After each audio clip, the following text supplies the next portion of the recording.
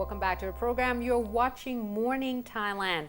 Now, of course, there are a lot of updates here, and of course, I promise updates on the scandalous monk. But first, let's take a look at another update. This one is actually quite interesting.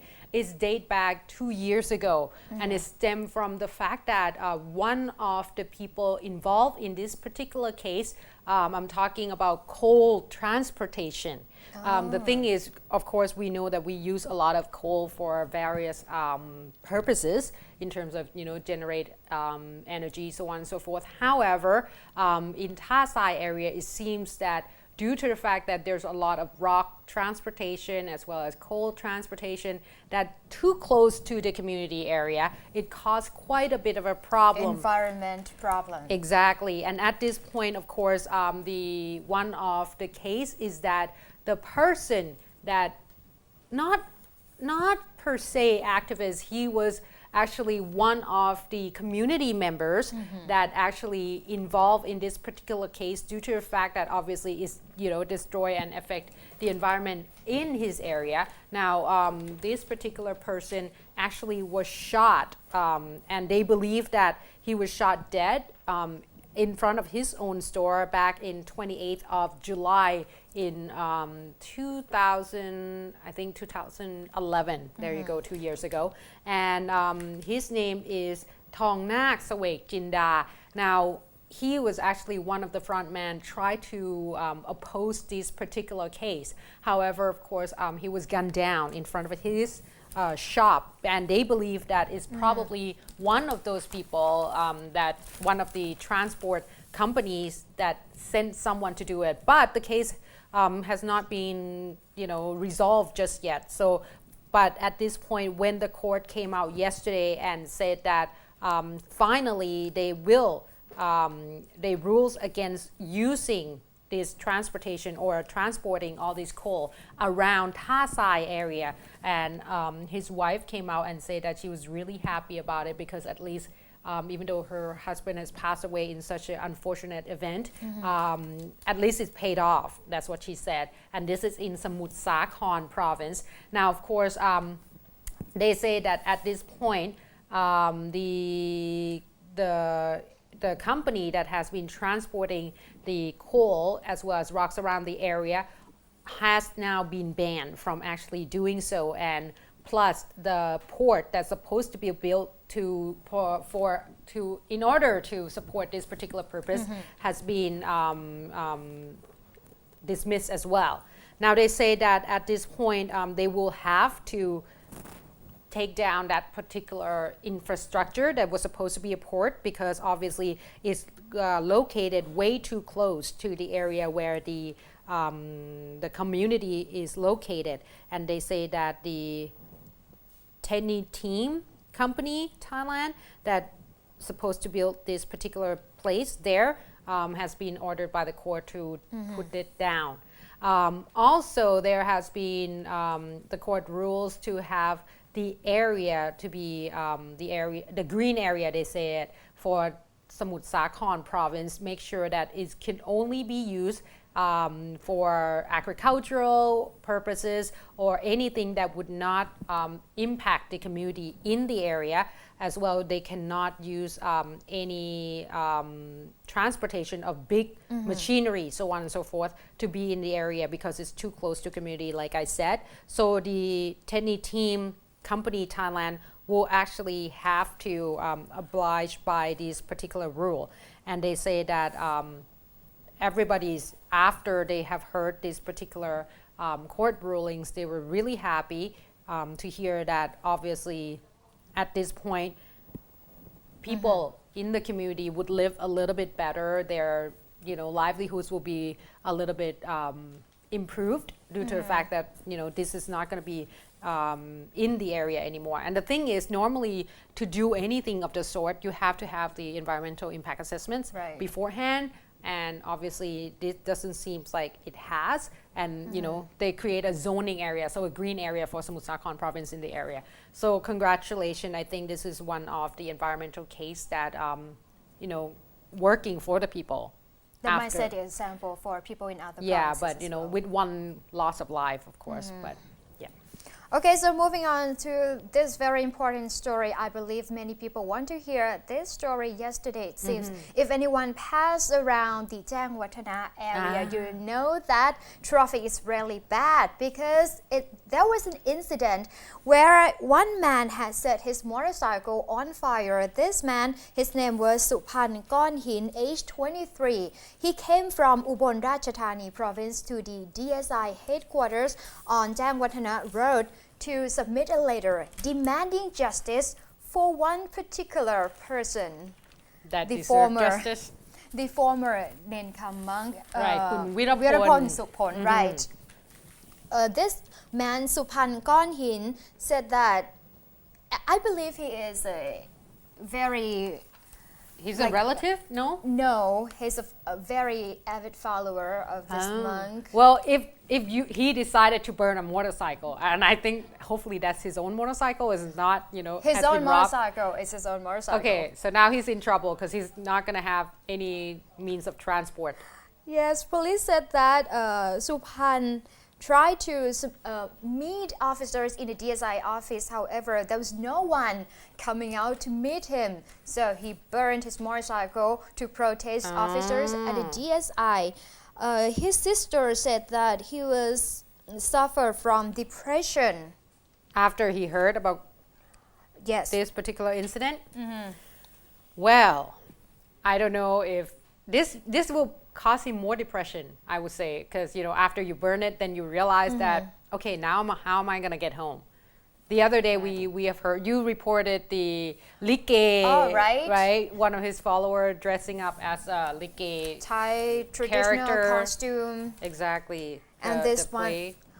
Interesting. Well, this is getting really weird. And about the investigation into the incident, now the DSI said that they have sent a letter to the U.S. Embassy in America to terminate his visa because now he's in America, right? Right. Well, that's what I say. That's things. Some source say that he might have left the United States already. So we're kind of not sure where he is. Like at this point, it is so bizarre that he has such powers to do this. And I have I read somewhere in a newspaper said that there's a report of him prior to this particular case broke out, actually visited one of the biggest private jet company, looking of trying to buy or planning of buying private jet. You mean after the scandal broke out? No. Before. Before. Prior to that. And there was a report of one of the goldsmith, I guess, no, not goldsmith, but gold shop owners coming out and said that, I bought gold from, Kun Virapon or Luang Pu Nen Kam several times.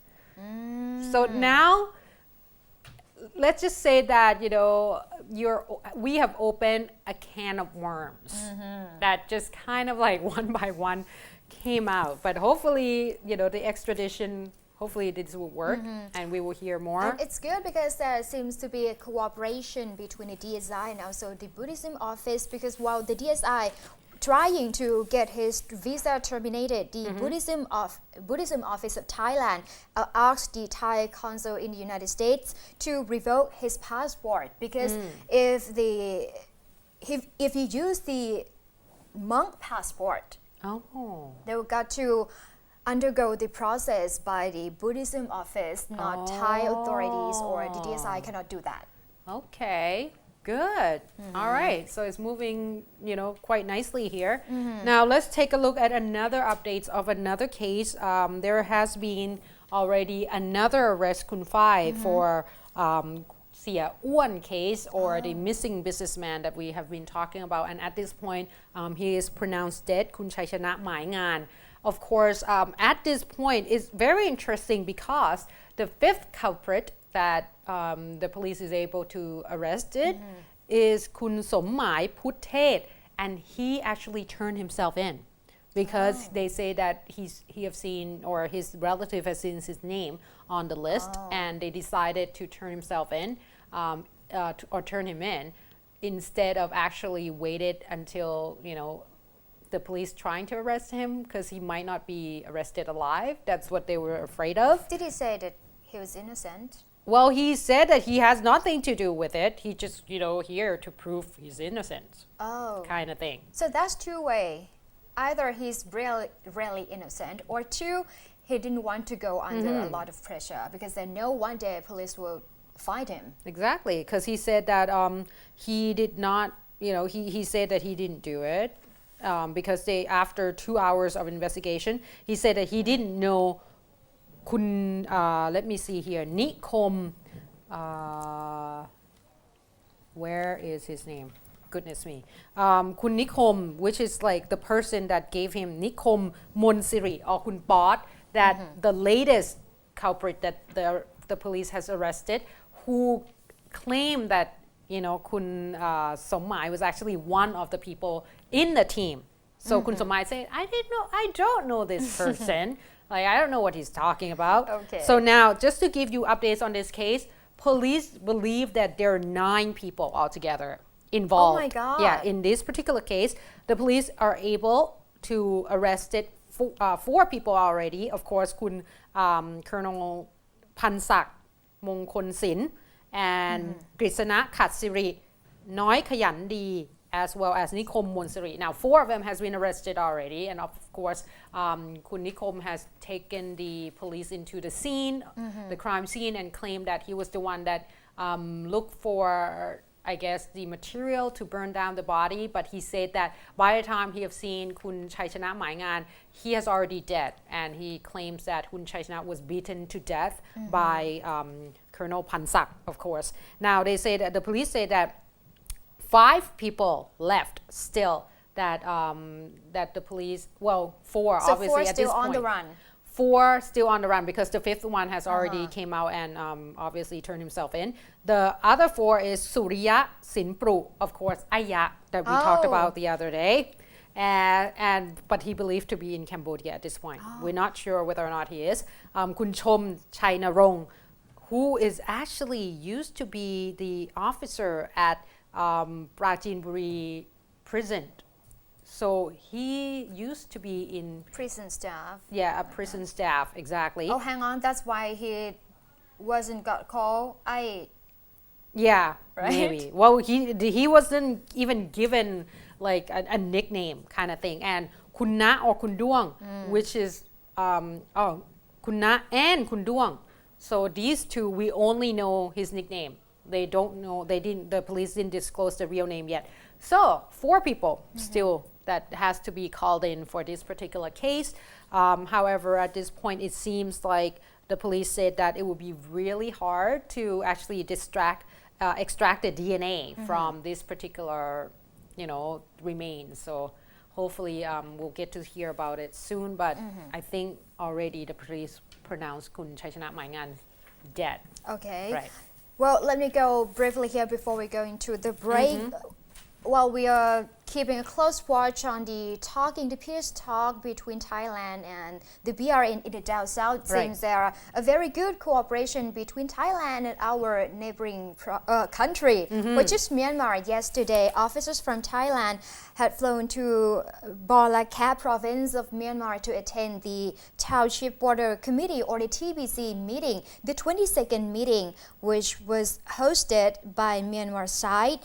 And this time they have discussed the possibility in many aspects, including trade, drug enforcement, drug narcotics, trafficking, patrolling in the border area. They said that they have discussed the possibility to send Myanmar refugees who live in the border area in Mae Hong Son province back home, which is very good because the Myanmar authorities said that now they have made a ceasefire agreement between the Burmese government and the KNPP party, which represents Karen tribe in Myanmar. And now they're working together to provide shelter for the returning refugees.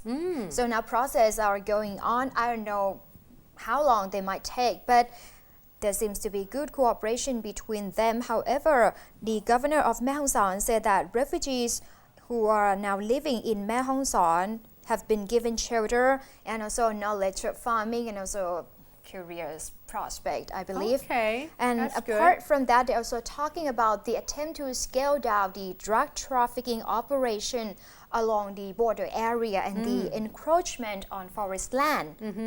Apart from that, they're also talking about trade and commerce between Thai and Myanmar vendors. I believe in the near future, they will open the border trade center in Mae Jia district of Mae Hong Son to facilitate vendors along the border. Okay, which is good. We don't hear much about the relationship between Myanmar and Thai, so on and so forth. Yesterday, Kun Chen was talking about the Thai-Laos relationship. So this is probably a very good prospect. And plus, we know that around the area, we do have a problem of drug smugglings a lot. So cooperation would be great. Now, let's take a short break now because we do have updates on, of course, the mobile cabinet as well as a picture in the front pages of Kun Yingluck eating rice. So she's just showing you that it's not safe. contaminated. Exactly. So please stay tuned.